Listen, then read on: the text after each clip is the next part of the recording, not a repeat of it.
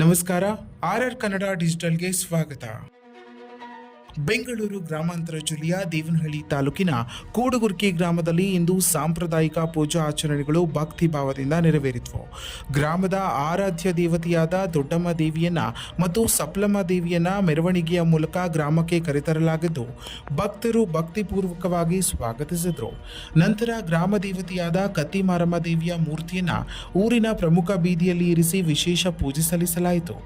ಗ್ರಾಮದ ಶಾಂತಿ, ಸಮೃದ್ಧಿ ಹಾಗೂ ಯಾವುದೇ ರೀತಿಯ ಅನಾಹುತಗಳು ಸಂಭವಿಸಿದಂತೆ ಸಂಪ್ರದಾಯದಂತೆ ತನುಮುದ್ದೆಗಳನ್ನು ತಯಾರಿಸಿ ದೇವಿಗೆ ಅರ್ಪಿಸಲಾಯಿತು.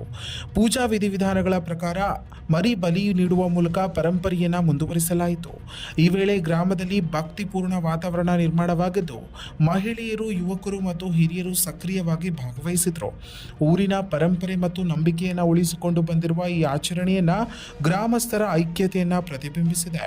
ದೇವಿಯ ಮೆರವಣಿಗೆ ಭಕ್ತರ ಜಯಘೋಷಗಳ ನಡುವೆ ಗ್ರಾಮದೆಲ್ಲೆಡೆ ಸಂಚರಿಸಿ ವಿಶೇಷ ಪೂಜೆಯೊಂದಿಗೆ ಕಾರ್ಯಕ್ರಮ ಯಶಸ್ವಿಯಾಗಿ ಸಮಾಪ್ತಿಗೊಂಡಿತು. ಇನ್ನಷ್ಟು ಸ್ಥಳೀಯ ಮಾಹಿತಿಗಾಗಿ ನಮ್ಮ RR ನ್ಯೂಸ್ ಕನ್ನಡವನ್ನು ಸಬ್ಸ್ಕ್ರೈಬ್ ಮಾಡಿಕೊಳ್ಳಿ.